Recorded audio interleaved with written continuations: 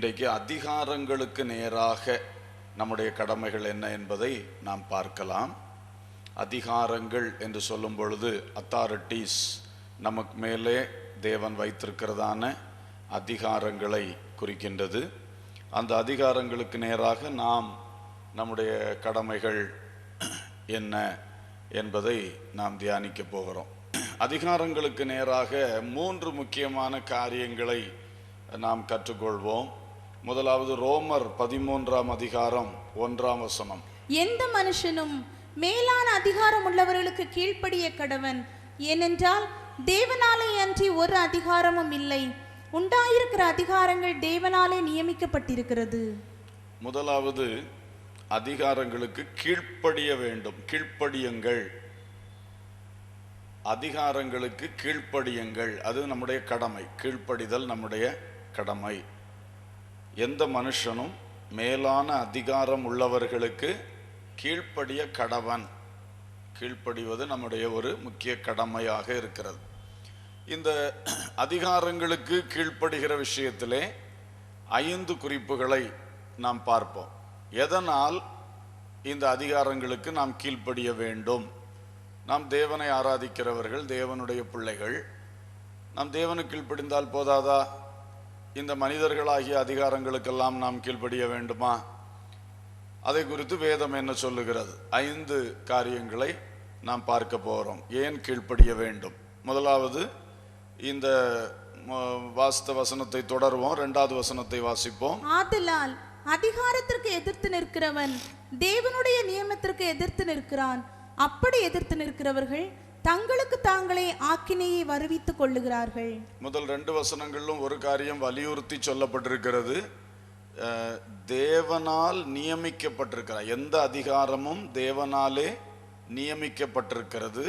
அந்த அதிகாரத்துக்கு எதிர்த்து நின்றால் தேவனுடைய நியமத்துக்கு எதிர்த்து நிற்கிறான். எனவே முதல் காரியம், ஏன் நாம் இந்த மனித அதிகாரங்களுக்கு கீழ்ப்படிய வேண்டும் என்றால், தேவ நியமனத்தின் நிமித்தம் நாம் கீழ்ப்படிய வேண்டும். ஏனென்றால் தேவன் தான் மனித அதிகாரங்களை நியமிக்கின்றார். எனவே நாம் தேவ பிள்ளைகளாகிய நாம் மனித அதிகாரங்களுக்கு கட்டாயமாக கீழ்ப்படிய வேண்டும். இது தேவனுடைய நியமனம். அதற்கு எதிர்த்து நிற்கிறவர்கள் தேவனுடைய நியமனத்துக்கு என்ன செய்கிறார்கள்? எதிர்த்து நிற்கிறார்கள். அப்படி எதிர்த்து நிற்கிறவர்கள் தங்களுக்கு தாங்களே ஆக்கினையை வருவித்துக் கொள்வார்கள். அப்போ மனித அதிகாரம் என்று சொல்லும் பொழுது அது மனுஷனால் உண்டான அதிகாரம் இல்லை. இந்த மனித அதிகாரம் தேவனாலே தான் கொடுக்கப்படுகிறது. இந்த மனித அதிகாரம்னு சொல்லும் பொழுது கீழ்மட்டத்திலிருந்து நாம் பார்த்தோம்னா, ஒரு குடும்பத்திலே பெற்றோர் என்பவர்கள் ஒரு அதிகாரத்தில் இருக்கிறார்கள். பிள்ளைகளை வழிநடத்தக்கூடிய அதிகாரத்திலே பெற்றோர் இருக்கின்றார்கள். அப்போ பெற்றோர் என்பவர்கள் யார்? தேவனால் நியமிக்கப்பட்டவர்கள். அந்த பிள்ளைக்கு அந்த பெற்றோர் எப்படி பெற்றோராக மாறுறாங்க? அது தேவ நியமனம். அந்த பெற்றோருக்கு இந்த பிள்ளையை பிறக்க செய்தார், தேவ நியமனம். அடுத்தது, பள்ளிக்கூடத்தில் போகுது அந்த பிள்ளை. பள்ளிக்கூடத்தில் போகும் பொழுது கற்றுக் கொடுப்பதற்கு ஆசிரியர்கள் இருக்கிறார்கள். ஆசிரியர்களை நடத்துவதற்கு தலைமை ஆசிரியர் இருக்கிறார். அங்கே நியமனங்கள் இருக்கிறத பார்க்கிறோம். அப்போ அந்த நியமனங்கள் ஒரு உலக பிரகாரமான ஒரு அமைப்பிலே உள்ள, ஒரு நிறுவனத்திலே உள்ள நியமனம். ஆனால் வேதம் தெளிவாய் சொல்லப்பட்டிருக்கு, உண்டாயிருக்கிற அதிகாரங்கள் தேவனாலே நியமிக்கப்பட்டிருக்கு. எந்த அதிகாரமானால் தேவன் வைத்திருக்கிறார். எல்லாமே தேவன் வைத்திருக்கிறார். தேவனுடைய பரம அதிகாரத்துக்கு கீழாக எல்லாமே இருக்கிறது. தேவன் வைத்திருக்கிறார். எனவே ஒரு மாணவன் என்று சொல்லுகிறவன் ஆசிரியருக்கு கீழ்ப்படியணும். அந்த ஆசிரியர் எந்த மதமோ அதை பற்றியெல்லாம் கவலை இல்லை. நான் ரொம்ப கிறிஸ்துவுக்குள்ளான ஒரு நல்ல ஒரு விசுவாசியாக்கும், அதனால நான் தேவ பிள்ளைகளுக்கு தான் கீழ்ப்படிவேன், அப்படியெல்லாம் கிடையாது. அவர்கள் யாராக இருக்கட்டும், அவர்கள் ஆசிரியர், நான் மாணவன் அல்லது மாணவி என்று சொல்லும் பொழுது கட்டாயமாக அந்த மாணவர்கள் அந்த ஆசிரியருக்கு கீழ்ப்படிந்தே ஆகணும். ஆசிரியர்கள் தலைமை ஆசிரியருக்கு என்ன செய்யணும்? கட்டாயமாக கீழ்ப்படிந்தே ஆக வேண்டும். இதெல்லாம் நியமனங்கள். இதுபோல இனி ஒரு தொழில், வேலை என்று சொல்லி நிறுவனங்களில் வரும் பொழுது, அமைப்புகளில் வரும் பொழுது அங்கேயும் அப்படிதான். வேலைக்காரர்கள் எஜமானுக்கு கீழ்ப்படியணும். அதில் பல வரிசைகள் இருக்கிறது. மேனேஜர், சூப்பர்வைசர், பல ரேங்க் வச்சிருப்பாங்க. எத்தனையோ பேர்கள் இருக்கு. எது இருந்தாலும் எல்லா நியமனங்களும் தேவனாலே உண்டான நியமனங்கள் அதற்கு கட்டாயமாக நாம் கீழ்ப்படிய வேண்டும். அதுபோல சபை என்று எடுத்துக்கொள்ளும் பொழுது சபையை நடத்துவதற்கும் கர்த்தர் ஒழுங்குகளை வைத்திருக்கிறார். சபையிலே பல பொறுப்புகள் இருக்கிறது. ஒரு சண்டே ஸ்கூல் இருக்குன்னா அதுக்கு ஒரு அமைப்பு இருக்கிறது. மாணவர்கள் ஆசிரியர்களுக்கு கீழ்ப்படியணும், ஆசிரியர்கள் செக்ரட்டரிக்கு கீழ்ப்படியணும், செக்ரட்டரி அந்த சபை ஊழியருக்கு கீழ்ப்படியணும். அதுக்கு மேலே இனி பல இது இருக்கிறது, அமைப்புகள். ஒவ்வொரு ஊழியங்களும் ஒவ்வொரு விதமான அமைப்புகள். எல்லா அமைப்புகளுக்கும் நாம் கீழ்ப்படியணும். அப்போ தான் அந்த ஒழுங்கு என்பதை தேவன் மிக விரும்புகிறார். அவர்தான் எல்லா நியமனங்களை நியமிக்கிறார். இனி அரசியல் என்ற ரீதியில் நம்ம வருவோம்னா அரசு கவர்மெண்ட் அரசு எடுத்துக்கிட்டோம்னா ஒரு மாவட்ட நிர்வாகம், நம்முடைய இதில் மாவட்ட நிர்வாகம், அதுக்கு கீழே இருக்கு இல்லையா, உள்ளாட்சி அமைப்புகள் இருக்குது. மாவட்ட நிர்வாகம், மாநில நிர்வாகம், தேசிய அளவில் உள்ள மத்திய அரசு, இப்படியெல்லாம் இருக்கிறத நம்ம பார்க்குறோம். அப்போ இது எல்லாமே உலகத்தில் உண்டாகிற அந்த அரசியல் கூட, அரசியல் அல்ல அரசு இல்லையா, எல்லாமே தேவனால தான் நியமிக்கப்படுகிறதாம். நமக்கு சில வேளை ஆச்சரியமாக இருக்கும், ஐயோ இப்படி தேவனுக்கு விரோதமான, தேவ பிள்ளைகளுக்கு விரோதமான காரியம் செய்யக்கூடியவங்க ஆட்சியில் உட்கார்ந்துருக்காங்க, அவங்கள எப்படி தேவன் நியமித்தார்னு சொல்ல முடியும் அப்படின்னு நம்ம யோசிப்போம். அவர்கள் தேவனுடைய பிள்ளைகளுக்கு எதிராக செயல்பட்டாலும் அவர்களையும் தேவன் தான் நியமித்திருக்கிறார் என்பதில் எந்த விதமான சந்தேகமும் இல்லை. எத்தனை பேர் ஒத்துக்கொள்ள முடியும்? ஆமேன். பாஸ்டர் என்ன சொன்னாலும் ஒத்துக்கொள்வோம். அப்படி இல்லை, அதில் ஒரு ரகசியம் இருக்கிறது. என்ன விஷயம் என்று சொன்னால், தேவன் ரெண்டு விதத்தில் செய்வார். நாம் பைபிள் சரித்திரத்தில் படிக்கிறோம். தேவ பிள்ளைகள் நல்ல வாழ்க்கை வாழ்ந்தால், தேவனுக்கு பிரியமாக நல்ல வாழ்க்கை வாழ்ந்தால், தேவன் அதுக்கு தகுந்தவர்களை ஆட்சியில் வைத்து அந்த தேவ பிள்ளைகள் நல்ல சமாதானமாய் வாழும்படி, ஆசீர்வாதமாய் இருக்கும்படி தேவன் கிருபை செய்வார். அதுக்குள்ள ஆட்சியாளர்களை தேவன் அங்கே நியமித்து வைப்பார். இந்த தேவ பிள்ளைகள் சரியில்லாமல் இருந்தால், தேவனுக்கு கீழ்ப்படுகிறதில்லை, ஒழுங்காக ஜபம் பண்ணுகிறதில்லை, கர்த்தருடைய சுவிசேஷத்தை ஒழுங்காக அறிவிக்கிறதில்லை, இவங்களுக்கு எல்லாம் சுகபோக வாழ்க்கை, வசதிகள் வந்துருச்சு. அப்போ தேவன் நினைப்பார், இதுகளை இப்படி விட்டா என்னுடைய ராஜ்யம் கட்டப்படாது, இதுகளும் ஒன்றும் தேறி பரலோகம் சேராது. அப்போ அதுக்கு தகுந்தா போல ஒரு அதிகாரத்தை ஏற்படுத்தி கொடுப்போம், ஒரு 5 ஆண்டுகள் இவர்களை நெருக்கட்டு, அப்படி கொடுத்துருவார். ஆனால் தேவன் தான் நியமிப்பார். தேவன் அப்படி எடுத்து அப்படிப்பட்ட ஒரு அதிகாரத்தை கொண்டு வைத்து உபத்திரவங்கள், நெருக்கங்கள் வரிசையாக வரும். அப்போ ஒவ்வொருத்தரும் ஆண்டவரே என்று கூப்பிடுவார்கள், தங்களை தாழ்த்துவார்கள், ஜெபம் பண்ண வருவார்கள். உடனே எல்லாருக்கும் ஒரு மனம் வந்துடும், ஒற்றுமை வந்துடும். இதெல்லாம் எப்படி வருது? கர்த்தருடைய வசனத்தை வச்சு சொன்னால் வராது. இப்படிப்பட்ட உபத்திரவப்படுத்துகிற ஆட்கள் வந்தால் ஆட்டோமேட்டிக்காக இதெல்லாம் என்ன செய்யறது? வருது. சரிதானே நான் சொல்லுகிறது? அப்போ இதுக்காகவே, நம்மை சீர்படுத்துவதற்காகவே, நம்மை சரிபடுத்துவதற்காகவே தேவன் ஒரு பொல்லாதவர்களை அல்லது தேவ ஜனத்துக்கு விரோதமாய் கிரியை செய்யக்கூடியவர்களை ஆட்சியிலே வைக்கிறார். எப்படி? அதனால தான் நான் சொல்றேன், யார் இருந்தாலும் அவர்களை வைத்தது யார் தான்? தைரியமா சொல்ல முடியும், தேவன் தான். அல்லேலூயா. தேவனை மிஞ்சி ஒன்றுமே கிடையாது. மக்கள் எல்லாம் ஓட்டு போடுவார்கள். மக்கள் எல்லாம் ஓட்டு போட்டாலும் கர்த்தருடைய வசனம் சொல்லுகிறது, மனுஷனுடைய இருதயத்தின் சிந்தனையெல்லாம் அவர் நீர்க்கால் திருப்பின மாதிரி திருப்பிடுவாராம். இந்த வயலில் வாய்க்கால் வெட்டி திருப்புவாங்கல்ல, தண்ணியை அவரவர் வயலுக்கு வெட்டி திருப்புவாங்களே, அதை மாதிரி கர்த்தர் மனுஷனுடைய சிந்தனைகளை என்ன செய்திருவார்? அப்படியே தமக்கு சித்தமானபடி திருப்பி விடுவார். சிலவர்கள் பார்ப்போம், இன்னார் தான் ஜெயிப்பார்கள் அப்படின்னு சொல்லிட்டு இருப்பார்கள், நேராக தலைகளாக மாறிப்போம் விஷயம், இன்னொரு ஆள் ஜெயித்துறோம். கர்த்தர் அப்படியே கால் வெட்டி திருப்பின மாதிரி திருப்பி விட்டுருவார். அதெல்லாம் அவருக்கு செய்ய முடியும். கர்த்தர் யாரை வைக்கணும்னு நினைச்சாரோ அவர்கள் தான் இருப்பார்கள். அல்லேலூயா. அதுக்கு மேலே எவ்வளவு மனுஷன் என்ன பண்ணாலும் ஒன்றும் நடக்காது. என்ற கர்த்தர் அதை செய்வார். அவர் பரம அதிகாரம் உள்ளவர். அவர் யாரை எங்கே வைக்கணும் என்று சொல்லி வைப்பார். ஆனால் அதுக்கெல்லாம் இன்னும் நியாயங்கள் இருக்கு. அவர்கள் வைக்கப்பட்டவர்கள் ஒழுங்கா இல்லாட்டா அதுக்கு வேற அவர் வைத்திருக்கிறார். அதுக்கு நியமங்கள் ஒழுங்கெல்லாம் கர்த்தர் செய்வார். அது அவருடைய வேலை. ஆனால் ஒரு பக்கம் நாம் தேவ ஜனங்கள் கர்த்தருக்கு பிரியமாக ஒழுங்காக நடந்தோம்னா ஒரு சமாதான காலம் உண்டு. அல்லேலூயா. அதனாலதான் 1 தீமோத்தேயுவிலே பவுல் சொன்னார், நாம் கலகம் இல்லாமல் அமைதலுள்ள ஜீவனம் பண்ணும்படிக்கு ராஜாக்களுக்காகவும் அதிகாரத்தில் இருக்கிற யாவருக்காகவும் என்ன செய்ய கடவோம்? ஜெபம் பண்ண கடவோம் என்று சொன்னார். நாம் ஒழுங்கா ஜெபிக்கிறவர்களா மாறிட்டாலே தேசத்தில் என்ன வந்துடும்? சமாதானம் வந்துடும். அல்லேலூயா. எனவே நம்முடைய பாயிண்ட்ல வருவோம். தேவனால் தான் எல்லா அதிகாரமும் நியமிக்கப்பட்டிருக்கு. அதனால தேவ ஜனங்களுக்கு சாதகமா இருக்கிற ஆட்சியா இருந்தாலும் சரி, தேவ ஜனங்களுக்கு பாதகமா இருக்கிற ஆட்சியா இருந்தாலும் சரி, எதுவா இருந்தாலும் நாம் கனம் பண்ணித்தான் ஆக வேண்டும். அதுல எந்த விதமான சந்தேகமும் இல்லை. கனம் கீழ்ப்படிந்துதான் ஆக வேண்டும். தேவ நியமனத்து நிமித்தம் நாம் கீழ்ப்படியணும். தேவன் நியமனத்துக்கு எதிர்த்து நிற்கிறவர்களுக்கு ஆக்கினை வரும் என்று சொல்லியிருக்கு. பைபிள்ல இதுக்கு நிறைய உதாரணங்கள் இருக்கிறது. நோவா என்கிற மனிதனை தேவன் ஒரு தலைவனாக நியமித்திருந்தார்.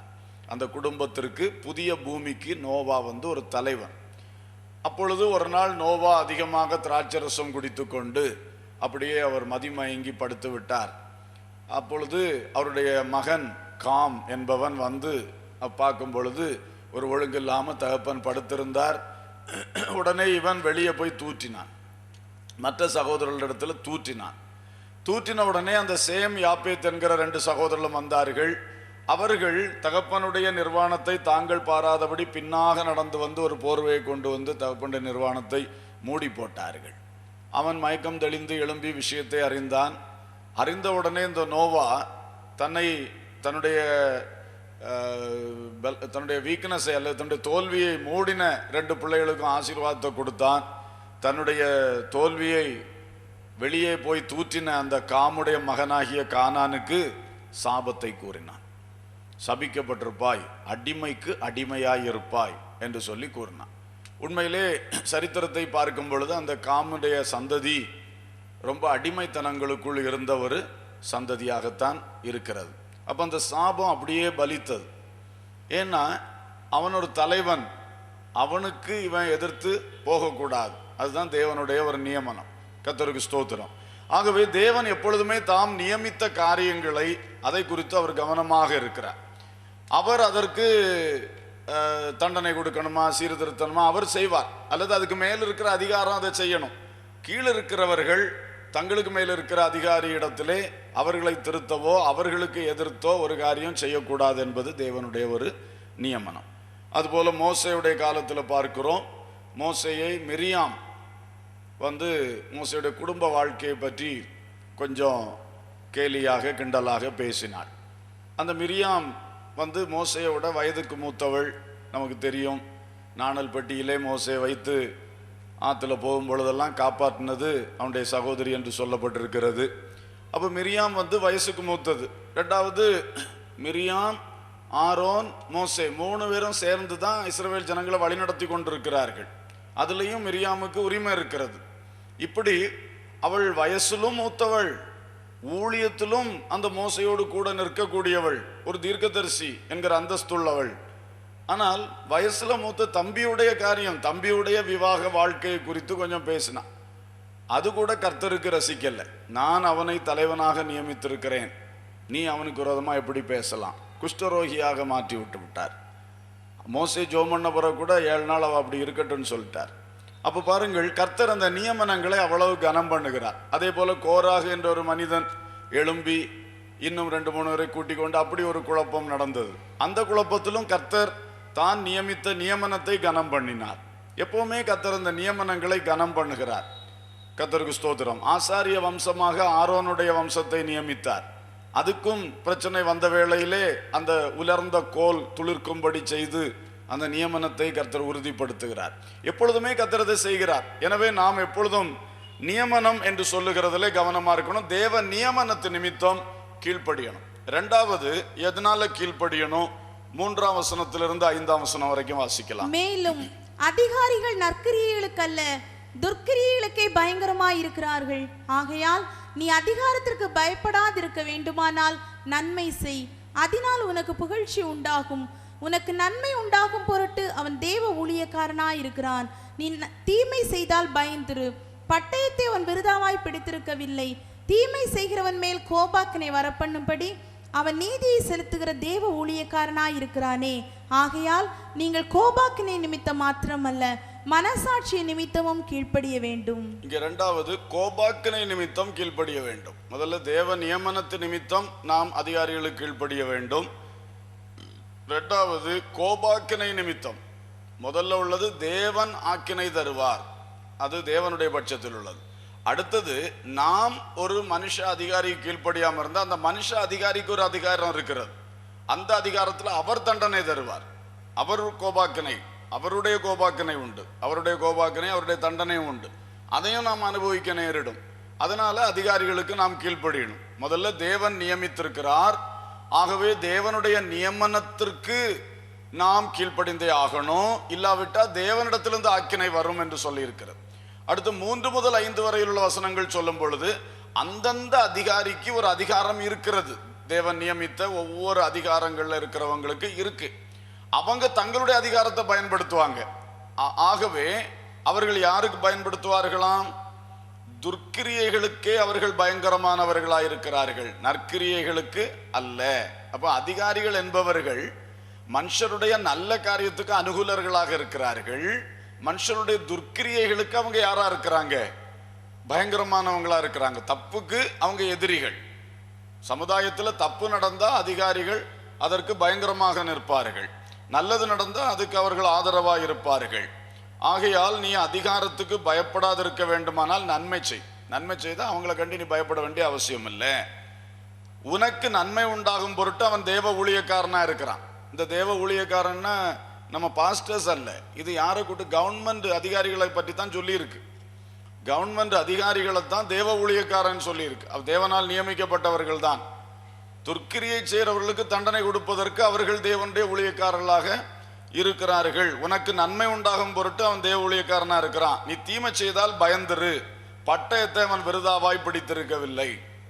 பார்த்தீங்களா, போலீஸ்காரன் கையில் லத்திய சும்மா விருதாவாய் பிடித்திருக்கவில்லை, துப்பாக்கிய விருதாவாய் பிடித்திருக்கவில்லை. கர்த்தருக்கு ஸ்தோத்திரம். அப்படித்தானே? அதிகாரி கையில் ஒரு பெண்ணை வச்சிருக்காரு, அந்த பெண்ணை வச்சு ஒரு ஆர்டர் எழுதிட்டாருன்னா எழுதுனது தான், கையெழுத்து போட்டாருன்னா போட்டது தான். அந்த பெண்ணை அவர் சும்மா விருதாவாய் பிடித்திருக்கவில்லை. தீமை செய்கிறவனுக்கு தண்டனை கொடுக்கும்படியும் நன்மை செய்கிறவனுக்கு நன்மை உண்டாக்கும்படியும் அவர் அதிகாரத்தில் இருக்கிறார். அவர் தேவ ஊழியக்காரனா இருக்கிறார். அதனால நீ என்ன செய்? தீமை செய்கிறவன் மேல் கோபாக்கனை வரப்பண்ணும்படி அவன் நீதியை செலுத்துகிற தேவ ஊழியக்காரனா இருக்கிறானே. அதிகாரிகள் சமுதாயத்திலே தீமை செய்கிறவன் மேல் கோபாக்கனை தண்டனை வரப்பண்ணும்படி நியமிக்கப்பட்ட தேவ ஊழியக்காரன். அல்லேலூயா. காவல்துறை அதிகாரிகள் எல்லாம் தேவனுடைய ஊழியக்காரர். ரெவன்யூ அதிகாரிகள்லாம் தேவனுடைய ஊழியக்காரர். சொல்லும் போது நமக்கு இதா இருக்கு. கத்த சொன்னா நேபுகாத் நேச்சார் என் ஊழியக்காரன் சொல்லி இருக்கிறார். ஆனால் அவர் என்ன ரெவரண்ட் பாஸ்டர்? அவர் நேபுகாத் நேச்சார் அப்படி கிடையாது. தேவன் அவனை வச்சு பயன்படுத்துவார், அதான் அவருடைய ஊழியக்காரன்னு சொல்றது. அதனால அவர் பரலோகம் போவார்னு கிடையாது, அது வேற. கர்த்தருக்கு ஸ்தோத்திரம். பாருங்கள், இப்போ ஊழியக்காரனை தேவன் சொல்லுகிறது செய்கிறது செய்ய வைப்பார். அதுதான் தேவனுடைய பரம அதிகாரம்.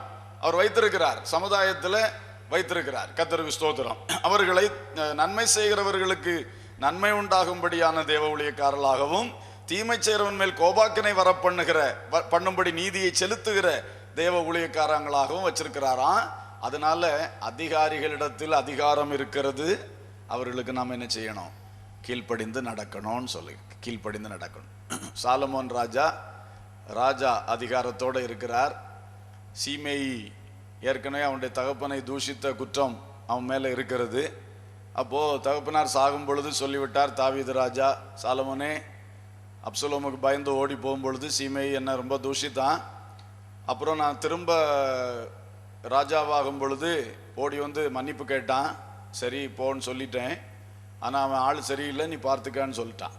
அப்போ சாலமோன் உடனே அவனை கூப்பிட்டான். சீமேயை கூப்பிட்டு சொன்ன, சீமேயி, இந்த எங்கள் அப்பாவுக்கு நீ இந்த மாதிரிலாம் பண்ணியிருக்கிற, நீ தப்பு பண்ணியிருக்கிற, ஆனால் எங்கள் அப்பா உன்னை மன்னிச்சு விட்டுருக்கிறாரு. நீ ஒரு காரியம் செய், நீ இந்த எருசலேமை விட்டு வெளியே எங்கேயும் போகக்கூடாது, அவனை ஹவுஸ் அரெஸ்ட். நீ இனி வாழ்நாள் முழுதும் எருசலேமுக்குள்ளே தான் என்ன செய்யணும்? இருக்கணும். அந்த எருசலேமுக்கு பார்டரில் கீதரோன் ஆறு இருக்குது. இந்த கீதரோன் ஆற்றை நீ கடந்து போன உன் கழுத்தின் மேலே உன் தலை இருக்காது, ஜாக்கிரதை என்று சொல்லி ஒரு இது கொடுத்து வச்சிருந்தார். ராஜாவுடைய அதிகாரத்தில் இவனுக்கு ஒரு ஒரு கட்டுப்பாடு கொடுத்து வைக்கப்பட்டிருந்து. ஒரு தடவை என்னாச்சு, இவனுக்கு கழுதை காணாமல் போயிடுச்சு. சீமைக்கு கழுதை காணாமல் போனதில் ராஜாவுடைய கட்டளையை மறந்துட்டான். கழுதைக்கு ஞாபகத்தில் இவன் ஆத்திரத்தில் போயிட்டான். கிதரோன் ஆற்றை தாண்டி கழுதையை தேடி போயிட்டான். உடனே செய்தி வந்தாச்சு ராஜாவுக்கு. உடனே கூப்பிட்டான், கழுத்தை வெட்டினான், முடிஞ்சு போச்சு. அது ராஜாவுடைய அதிகாரம். அப்போ அதிகாரி இருக்கிறான், அவன் சொல்றது கீழ்ப்படியணும். கீழ்ப்படியாவிட்டா அவன் கோபாக்கனையை கொண்டு வருவான், அவன் தண்டனையை செய்வான். இது தேவன் அவனுக்கு கொடுத்த அதிகாரம். அப்ப அது நிமித்தமாக, கோபாக்கனை நிமித்தமாகவும் நாம் அதிகாரிகளுக்கு கண்டிப்பா என்ன செய்ய வேண்டும்? கீழ்ப்படிய வேண்டும். அல்லேலூயா. நம்முடைய நாடு ஒரு டெமோக்ராட்டிக் கண்ட்ரி, ஒரு எல்லாருக்கும் சுதந்திரம் உள்ள ஒரு நாடு. அதனால அதுக்கு ஒரு சட்டம் இருக்கு, அழகான சட்டம். அந்த சட்டத்தின்படி ஒவ்வொரு அதிகாரிகளுக்கு அதிகாரம் இருக்கு. அந்த அதிகாரத்தை அவங்க நல்லா பயன்படுத்தலாம். அந்த சட்டத்துக்கு உட்பட்டு அந்த அதிகாரத்தை அவங்க பயன்படுத்துவாங்க. அதனால அந்தந்த அதிகாரிகளுக்கு நாம கீழ்ப்படியணும். கீழ்ப்படிந்து அந்த தேவையில்லாத அந்த அவர்களுடைய கோபாக்கனைக்கு அல்லது தண்டனைக்கு நம்ம ஆளாகாமல் இருக்க வேண்டும். அது காவல்துறை அதிகாரிகளாக இருந்தாலும் சரிதான், மற்ற உள்ள ஆஃபீஸர்ஸாக இருந்தாலும் சரிதான், எல்லா துறையில் உள்ளவர்களுக்கும் நாம் கீழ்ப்படிய வேண்டும் என்பது வேதம் நமக்கு சொல்லுகிறது. இனி அந்த 5ஆம் வசனத்தில் இன்னொன்று வாஸ்தவம்.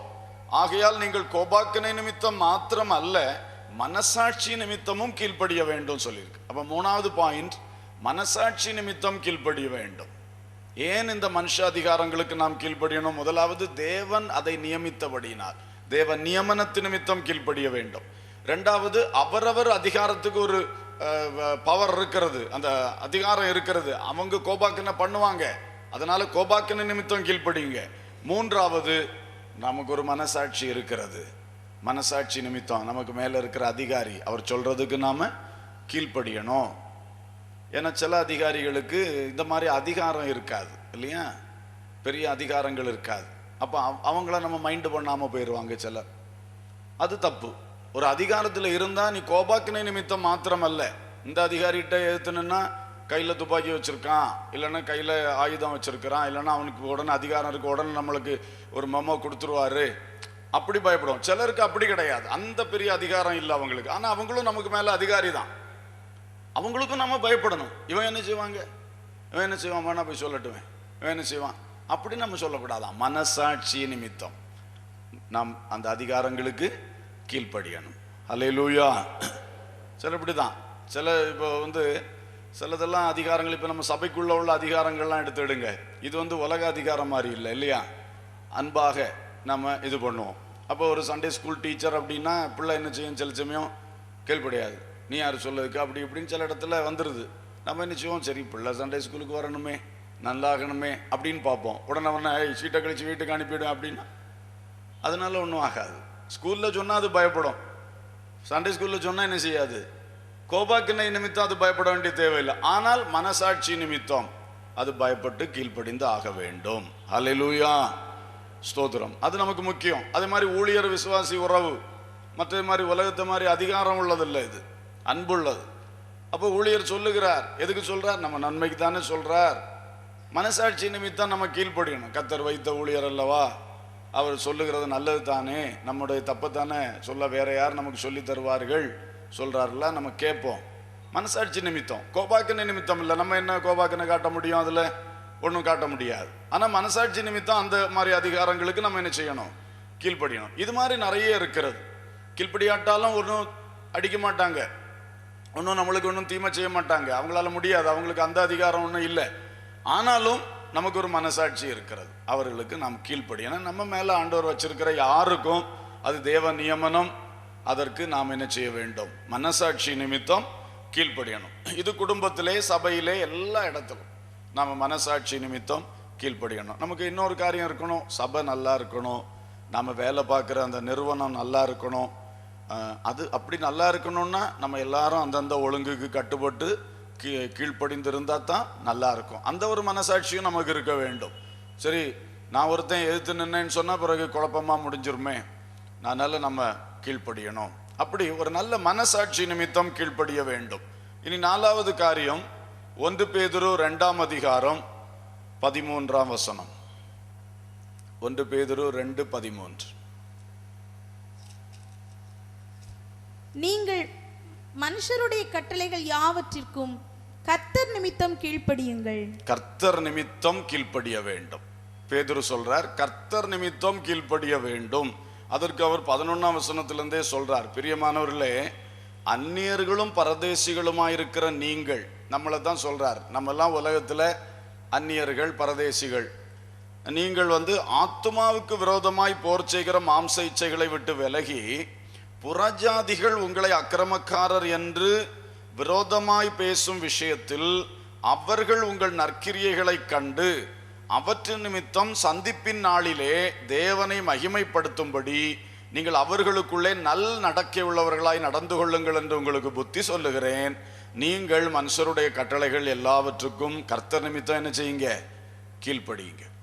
உங்களுக்கு மேல இருக்கிற மனுஷ அதிகாரங்கள், பெரிய உலக பிரகாரமான அதிகாரம் படைத்த அதிகாரமும் சரி, மற்றபடி ஆவிக்குரிய நிலையிலே சபை ரீதியாக குடும்ப ரீதியாக இப்படிப்பட்ட அதிகாரங்களானாலும் சரி, எல்லா அதிகாரங்களுக்கும் நீங்கள் கர்த்தர் நிமித்தம் கீழ்ப்படிங்க. ஏன்னா கர்த்தருடைய நாமம் தூஷிக்கப்படக்கூடாது. புறஜாதிகள் நடுவிலே நீங்க நல்ல ஒரு நல் நடக்கை, நல்ல சாட்சி வழங்க பண்ணாதான் புறஜாதிகள் இயேசுவை அறிய முடியும். இயேசு நிமித்தம் தேவனை, அவர்கள் தேவனுடைய நாமத்தை மகிமைப்படுத்த முடியும். நீங்களே கீழ்ப்படியாம காட்டிக்கொண்டு இருந்தீர்களானால் புறஜாதிகள் அவங்களுக்கு ஒரு முன்மாதிரி இருக்காது. உங்களை பார்த்தா உங்க நடக்க நல் நடக்க இல்லை. ஒரு ஆபீஸ்ல வேலை பார்க்குறீங்க, நீங்க ஒரு ரட்சிக்கப்பட்ட தேவ பிள்ளை, மற்றவங்க ரட்சிப்பின் அனுபவம் இல்லாதவர்கள். நீங்களே அங்க அந்த மேல இருக்கிற அதிகாரிக்கு விரோதமா பேசிட்டு, அந்த அதிகாரியை கிண்டல் பேசிட்டு, இவங்களோட கூட்டம் சேர்ந்து இப்படி பண்ணீங்கன்னா அது ஒரு நல்ல அனுபவமாக இருக்க முடியாது. அப்ப மற்றவர்கள் என்ன செய்வார்கள்? அவர்கள் உங்களுடைய இந்த கெட்ட நடக்கையை பார்த்து இவனும் நம்மளை போலதான் அப்படின்னு சொல்லுவாங்க. இன்னும் சில வேளை சொல்லுவாங்க, பாரு இவனுக்கு என்ன இருக்குது, இவன் ஏசு ஏசுன்னு சொல்றான், அங்க போறான் இங்க போறான், கடைசியில பார்த்தா இவன் நம்மளோட மோசமாலாம் இருக்கான், அப்படி கூட பேசுவாங்க. அதனாலதான் பேதுரு சொல்றார், நீங்கள் கர்த்தர் நிமித்தம், நீங்க கர்த்தருடைய பிள்ளை என்று ஆண்டவருடைய நாமத்துல அங்க போய் நிக்கிறீங்க, அந்த வேலையில இருக்கிறீங்க, அது நிமித்தம் நீங்க எல்லா அதிகாரத்துக்கும் கீழ்ப்படிங்க. நீங்க கீழ்ப்படியாட்டா உங்களுக்கு நல்நடக்க இல்லை. அதை புறஜாதிகள் பார்த்து தேவ நாமத்தை தூஷிப்பாங்க. ஆனபடினால நீங்க கட்டாயமா கீழ்ப்படிங்கன்னு சொல்ற. எனவே நாம கர்த்தருடைய பிள்ளைகள் ஒரு பள்ளிக்கூடத்துல இருந்து எல்லா இடத்துலும் இப்படிதான். சில இடத்துல பார்த்தா பையன்மாரும் சரி பிள்ளைகளும் சரி, உங்க பார்த்தோன்னே தெரியும் இது ஆவிக்குரிய பிள்ளைகளாக்கும் பெந்தேகோஸ்து பிள்ளைகளாக்கும்னு தெரியும். அது தெரிஞ்சிட்டும் இவங்களே என்ன செய்வாங்க, மற்ற மாணவர்கள் மாணவிகளை தூண்டி விட்டு கிண்டல் பேசுறது, ஆசிரியர்களுக்கு விரோதமா பண்றது, இந்த மாதிரி காரியங்கள் செய்வாங்க. அப்ப அது மொத்தம் சாட்சி கேடா போகும். நாம் எந்த இடத்துல படிக்கிற இடத்திலும் வேலை பார்க்கிற இடத்திலும் எங்குமே நாம் ஒரு நல்ல நடக்கை உடையவர்களாக நாம் காணப்பட வேண்டும். நம்முடைய நல்ல நடக்கையை புறஜாதிகளாகிய மற்றவர்கள் பார்த்து தேவனுடைய நாமத்தை மகிமைப்படுத்துறவர்களாக இருக்க வேண்டும். அல்லேலூயா, ஸ்தோத்திரம். எனவே கர்த்தர் நிமித்தம் கீழ்ப்படியுங்கள் என்று சொன்னார். அடுத்தது அதுல சொல்லுகிற 14ஆம் வசனத்துல, மேலான அதிகாரமுள்ள ராஜாவுக்கானாலும் சரி, தீமை செய்கிறவர்களுக்கு ஆக்கினையும் நன்மை செய்கிறவர்களுக்கு புகழ்ச்சியும் உண்டாகும்படி அவனால் அனுப்பப்பட்ட அதிகாரிகளுக்கானாலும் சரி கீழ்ப்படியுங்கள். பேதுருவும் பவுலும் ஏறக்குறைய ஒரே வார்த்தையை சொல்றாங்க பல காரியங்கள்ல. அது ஒரு தேவ ஆவியானவர் கன்ஃபார்ம் பண்ணி தருகிற வார்த்தைகளாகும். கர்த்தருக்கு ஸ்தோத்திரம்.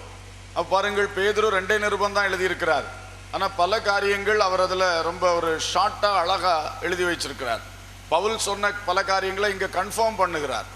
எனவே இந்த இடத்துல நல்லா உறுதிப்படுத்துகிறார், நீங்கள் மேலான அதிகாரம் உள்ள ராஜாவுக்குனாலும் சரி, அவனால் அனுப்பப்படுற அதிகாரிகளுக்குனாலும் சரி, எல்லாருக்கும் நீங்க கீழ்ப்படியணும் சொல்றார். ஏன்? கர்த்தர் நிமித்தம்.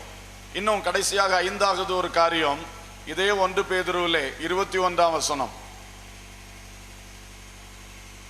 நீங்கள் அழைக்கப்பட்டும் இருக்கிறீர்கள், ஏனெனில் கிறிஸ்துவும் உங்களுக்காக பாடுபட்டு நீங்கள் தம்முடைய அடிச்சுவடுகளை தொடர்ந்து வரும்படி உங்களுக்கு மாதிரியை பின்வைத்து போனார். இயேசு கிறிஸ்துவுடைய முன்மாதிரியை நிமித்தமாக நாம் கீழ்ப்படிய வேண்டும்.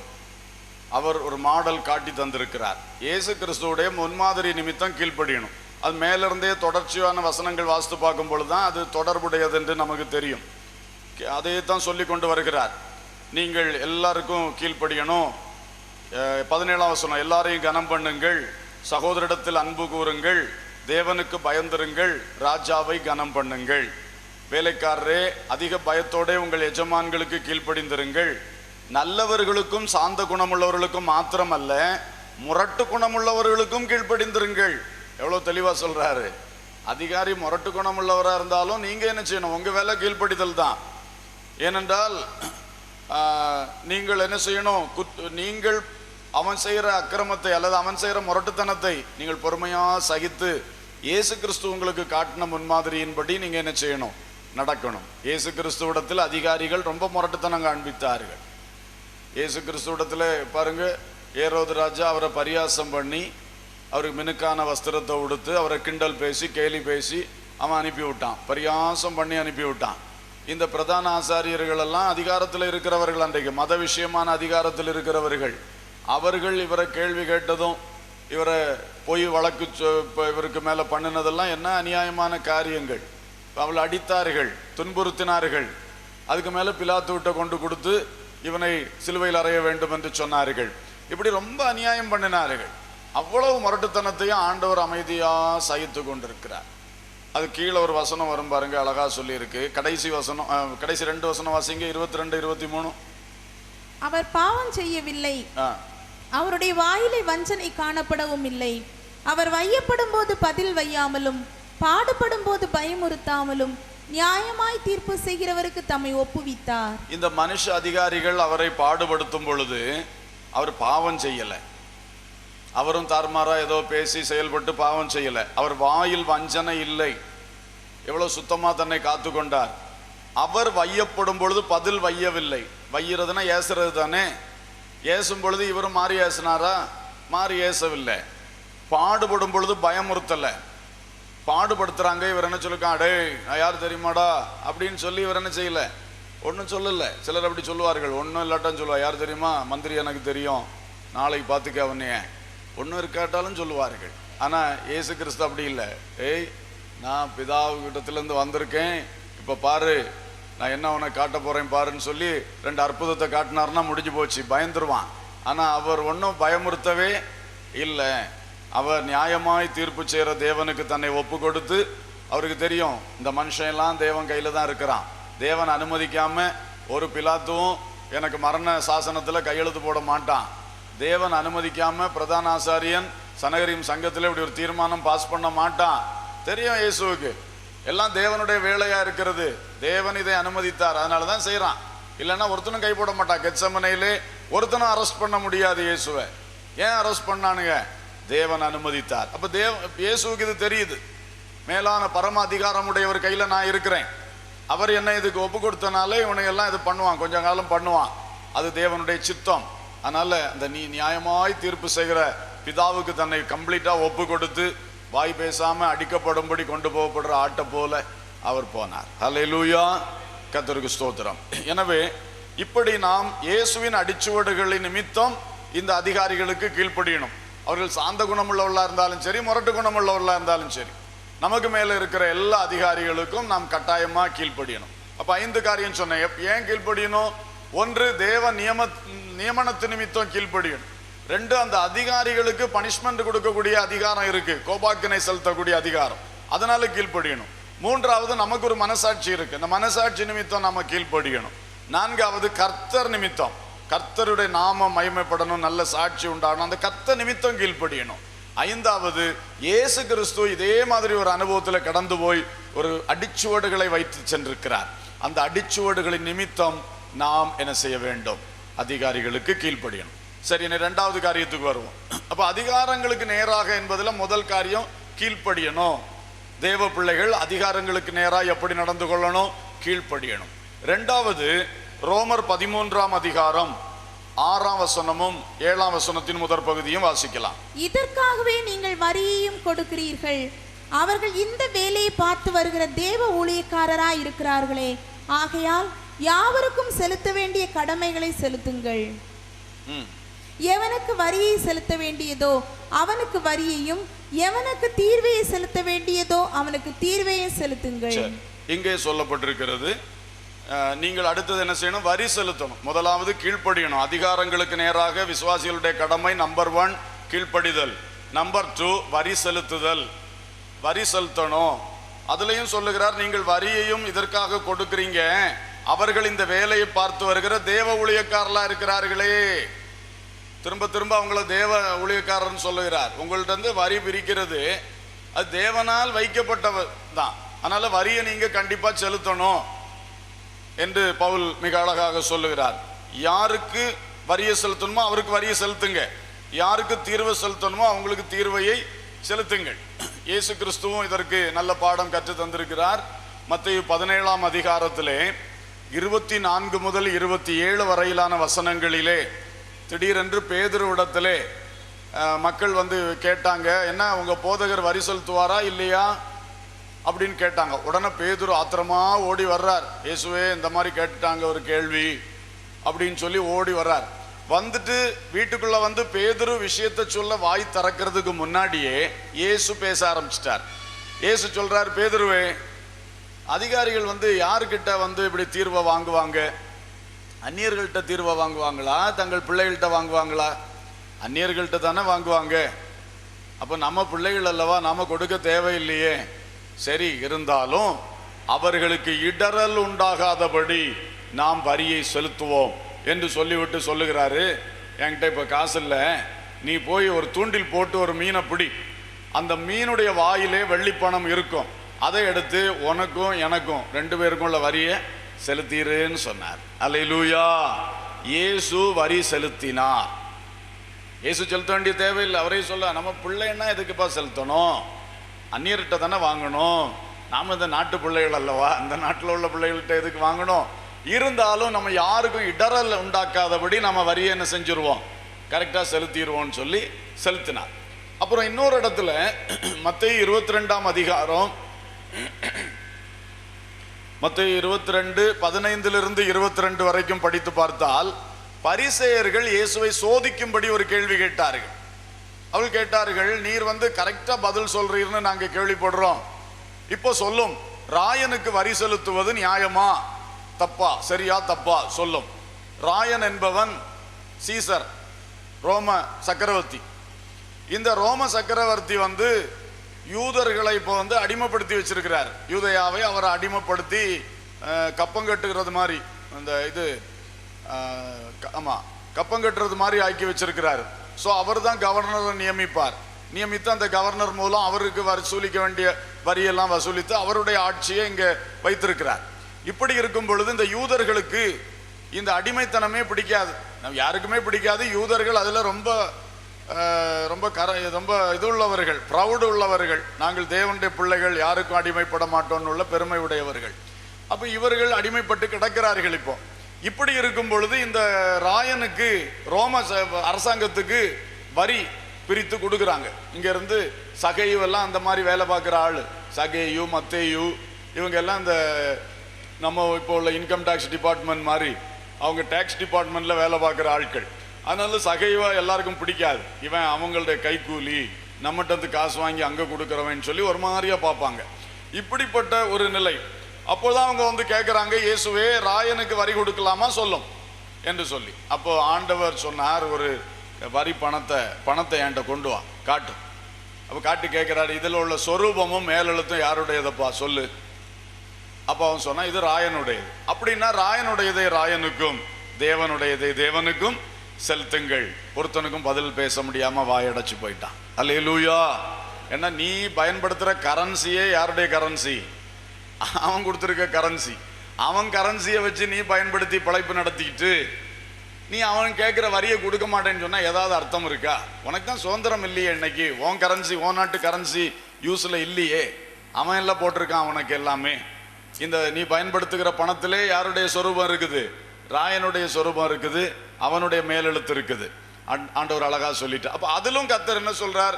தேவனுடையதை தேவனுக்கு செலுத்து, ராயனுடையதை கவர்மெண்ட்டுக்குரியதை கவர்மெண்ட்டுக்கு செலுத்து.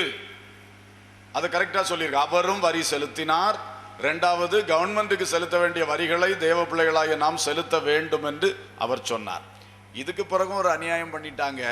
அது ஒரு ஒரு அறிந்து கொள்வதற்காக சொல்றேன். லூக்கா 23 முதல் 2 வசனங்கள்ல இந்த ஜனத்தின் மூப்பர்கள், பிரதான ஆசாரியர்கள், வேதபாரர்கள்லாம் சேர்ந்து பிலாத்து கிட்ட போய் கம்ப்ளைண்ட் பண்ணுவோம், பொய் குற்றச்சாட்டு போடுறான். இந்த இயேசு ராயனுக்கு வரி கொடுக்கப்படாதுன்னு சொல்லி மக்களை கலகப்படுத்திட்டு இருக்கான்ட்டானு. இவரே வரி கொடுங்கன்னாக்குன்னு சொல்றார் பாருங்க. அவனுக்கு ரொம்ப பொய்யான ஒரு குற்றச்சாட்டுக்கும் இதை பயன்படுத்திட்டானே. இவர் ராயனுக்கு வரி கொடுக்க கூடாதுன்னு சொல்லி மக்கள் எல்லாம் கலகம் உண்டாக்கிட்டு இருக்கிறாரு அப்படின்னு, அது பொய் குற்றச்சாட்டு. சரி, இப்போ இயேசு கிறிஸ்து வரி செலுத்துங்கள் என்று சொன்னார். பவுல் மிக தெளிவாக நிருபத்தில் எழுதி வைத்திருக்கிறார், யாருக்கு வரியையும் யாருக்கு தீர்வையும் செலுத்தணுமோ அவர்களுக்கு கட்டாயமா செலுத்துங்க. இப்ப நீங்க எல்லாம் செலுத்துறீங்களா இல்லையா? வரி செலுத்துவதில் தேவ பிள்ளைகள் கரெக்டாக நாம் இருக்கு. கவர்மெண்ட்டுக்கு நாம் ஒரு நாட்டுக்குள்ள வாழுகிறோம், அந்த நாட்டில் ஒரு கவர்மெண்ட் ஆண்டவர் வச்சிருக்கிறாரு. அந்த கவர்மெண்ட்டுக்கு போக வேண்டியது நம்ம கையிலேருந்து எது ஒழுங்கு படி போகணுமோ அது கரெக்டாக போகணும். அதை வஞ்சிக்க கூடாது, ஏமாற்றக்கூடாது. இதில் இப்போ உதாரணமாக இன்கம் டேக்ஸ், வருமான வரி, ஒரு தனி நபருடைய வருமானத்திலே இப்பொழுதுள்ள ஒழுங்கின்படி ஆண்டு வருமானம் 1,80,000. 1,80,000 ஆண்டு வருமானம் யாருக்கு வருதோ அவர்கள், அதுதான் மினிமம். அதுக்கு மேலே உள்ளவங்க எல்லாம் என்ன செய்யணும்? வரி செலுத்தணும், வருமான வரி செலுத்தணும். அப்போ உங்களுக்கு ஆண்டு வருமானம் 1,80,000க்கு மேலே வருகிறது என்றால் அப்புறம் நீங்கள் வருமான வரி செலுத்தாமல் இருந்தால் நீங்கள் தவறு செய்கிறீர்கள். சரிதானே? தவறு தானே செய்கிறீங்க. சில இதெல்லாம் கண்டுகொள்ள மாட்டார்கள். அரசாங்கம்னா சும்மா அது ஒரு இது மாதிரி, சும்மா பேச்சுக்கே சொல்ல, காந்தி கணக்கில் எழுது அப்படி சொல்லுவார். அரசாங்கம்னா சும்மா நினைக்கிறாங்க. அப்படி கிடையாது. தேவன் அதான் சொல்ல, நீ ஒழுங்குள்ளவனாரு, புறஜாதிகள் கர்த்தருடைய நாமத்தை தூஷிக்க கூடாது, நீ கரெக்டா இருக்கணும், வருமான வரி செலுத்துங்கள். அதுக்கு மேல ஒரு சொத்து வாங்குறோம், உங்க பேருக்கு ஒரு சொத்து வாங்கி வச்சிருக்கீங்கன்னா அந்த சொத்துக்கு வரி உண்டு. சொத்து வரி பலரும் செலுத்துறதே கிடையாது. சொத்து வரி எப்போ செலுத்துவாங்க? பல வருஷம் பாக்கி போட்டுட்டு எப்பமாவது அதில் கட்டடம் கட்டணும் அப்போ கேட்பாங்க, சொத்து வரி டேக்ஸ் எங்க, டேக்ஸ் ரெசிப்ட் எங்க கேட்பாங்க. இல்லைன்னா யாருக்காவது விற்கணும், சொத்து மாற்றி விற்கிறதோ வாங்குறதோ வரும்போது அதை கேட்பாங்க. அப்போ போட்டு எல்லாம் பழைய பாக்கி சேர்த்து வேற வழி இல்லாமல் கட்டுவாங்க. ஆனால் அவரவருக்கு இருக்கிற சொத்துக்கு வில்லேஜ் ஆஃபீஸில் போய் வருஷத்துக்கு ஒருக்கா அந்த டேக்ஸை என்ன செய்யணும்? லேண்ட் டேக்ஸ், அந்த சொத்து வரியை கட்டணும். இந்த சொத்து வரி தான் நிறைய பேர் பாக்கி போடுவாங்க. ஏன்னா மற்ற வரிகள்லாம் கேட்டு கேட்டு வாங்கிடுவாங்க அதிகாரிகள். சொத்து வரி வில்லேஜ் ஆஃபீஸர் வீடு வீடாக கேட்க மாட்டார். அதனால நிறைய பேர் கட்டாமல் பாக்கி போட்டிருப்பீங்க. அப்படி செய்யக்கூடாது. சொத்துக்களை கரெக்டாக என்ன செய்யணும்? சரி, சொன்னனால சொல்கிறேன், ஒரு சொத்து உங்களுக்கு வந்தாச்சுன்னு சொன்ன, வாங்கியாச்சுன்னா அதுக்கு தனி பட்டா வாங்கணும். அதை முதல்ல பெயர் மாற்றம் செய்யணும் இல்லையா? ஒரு ஓனர்கிட்ட நீங்கள் வாங்கியாச்சுன்னா ஒழுங்காக அது பெயர் மாற்றம் செய்து புதிய வரி அதுக்கு செலுத்தி உங்கள் பேரில் செலுத்தி, அடுத்தது அதுக்கு பட்டாவுக்கு அப்ளை பண்ணி ஒழுங்காக அதை சப்டிவிஷன் பண்ணி தனி பட்டா வாங்கி அதை சரிப்படுத்தி ரெக்கார்டுகளை கரெக்ட் பண்ணி வைக்கணும், எல்கே கரெக்ட் பண்ணி வைக்கணும். வச்சுட்டு ஒழுங்காக அதுக்கு வருஷந்தோறும் வில்லேஜ் ஆஃபீஸில் அதோடைய வரியை செலுத்தணும். எல்லாம் செலுத்தி வந்தால் தான் சொத்து உங்களுடையதாக இருக்கும். இல்லைன்னு சொன்னால் சிலச்சுமே அதுலேயும் நிறைய பிரச்சனை வரும். நீங்கள் வாங்கினேன்னு நினைப்பீங்க, நமக்கு தான் இருக்குன்னு நினைப்பீங்க, அங்கே வேற என்னமோ நடந்துக்கிட்டு இருக்கோம். ரெக்கார்ட்லேயும் மாறி போகும், இது அளவுகள்லையும் மாறி போகும். அதனால் எல்லாவற்றையும் நம்ம இருக்கிறத கர்த்தர் தந்ததை ஒழுங்காக மெயின்டைன் பண்ணி வைக்கிறது நம்முடைய கடமை. அப்புறம் போய் வீணா வம்பு தானே வருது. நம்ம செய்ய வேண்டிய டியூட்டியை கரெக்டாக அந்தந்த வருஷங்களில் செய்யாமல் விட்டால் கடைசியில் யார்கிட்டையோ போய் மோத வேண்டிய சூழ்நிலை வருது. எங்கேயோ போய் பிரச்சனைக்கு நிற்க வேண்டிய ஆளாக மாறி விடுகிறோம். இதெல்லாம் அவ்வப்போது உள்ள கடமைகளை ஒழுங்காக செய்தா, நம்ம ஒரு நாட்டில் வாழ்கிறோம், அந்த நாட்டில் ஒரு சட்டம் இருக்குது, அதை பார்த்து ஒழுங்காக நடக்கணும். இனி ஒரு வீடு கட்டுறோம், அதுக்கு சில ஒழுங்குகள் இருக்கிறது. அந்த ஒழுங்கெல்லாம் மீறிட்டே செய்யணும்னு நினைக்கக்கூடாது. பஞ்சாயத்தில் யார் என்ன கேட்பா? வீடை கட்டுன பிறகு போய் சொல்லலாம். அப்படி எங்கேயாவது சொல்லியிருக்கா? அவங்கள்ட்ட போய் ஒரு பெர்மிஷன் வாங்கி, இப்போ பெர்மிஷன் கொடுக்க மாட்டோம்னா சொல்கிறாங்க. இப்போ சர்ச்சுக்கு தான் நம்ம குமரி மாவட்டத்தில் சர்ச்சுனாலே எல்லா அதிகாரிகளுக்கும் அலர்ஜியாக போகுது, என்னமோன்னு சொல்லி பயப்படுகிறார்கள். ஆனால் அதுலேயுமே நான் எல்லாம் ரொம்ப ஸ்ட்ரிக்டாக சொல்ல, நம்ம ஸ்தாபனத்தில் எல்லா சபைக்கும் பெர்மிஷன் போடணும். அரசாங்கம் என்ன ஒழுங்கு சொல்லிக்கோ அதை நீங்கள் செய்யுங்க. செய்து அந்த முறைப்படி நம்ம போய் நம்முடைய உரிமையை கேட்டு நியாயத்தை கேட்டு வாங்குவோம். அதை பைபாஸ் பண்ணி தவறான வழியில் நம்ம போகக்கூடாது. அப்படி எதுக்கு செய்ய போகிறோம்? நம்ம எந்த இடத்துல லேண்ட் வாங்கினாலும் அப்படி தான், உடனே ஒரு வீட்டுக்கு ஊழியர் தங்கம் வீட்டுக்கு ஒரு பெர்மிஷன் பஞ்சாயத்தில் போட்டுருவோம், பக்கத்தில் சபைக்கு ஒரு பெர்மிஷன், சர்ச் பில்டிங் பெர்மிஷன் கலெக்டருக்கு போட்டுருவோம் ஒழுங்கின்படி. அப்படி தான் எல்லா இடத்துல அப்படி செய்யனால தான் இந்த சியோன் மலையில் இத்தனை போராட்டம் வந்த பிறகும் நிற்கிறதுக்கு கர்த்தர் கிருபை செய்கிறார். நம்ம கரெக்டாக சட்டப்படி இருக்கிறனால தான் அதிகாரிகள் எவ்வளோ வந்து பார்க்குறாங்க. கடந்த நாளில் 2 அதிகாரிகள் வந்து மேலதிகாரி அனுப்பி விட்டுட்டார். வேலையை நிறுத்தி வேலை செய்கிறவங்கள வெளியே அனுப்பிட்டு வாங்கன்னு அனுப்பி விட்டுருக்கிறார். அவங்க 2 வந்து நிற்கிறாங்க, எல்லாரும் வெளியே போங்க, வேலை செய்யக்கூடாது. இப்போ ஏன் செய்யக்கூடாது?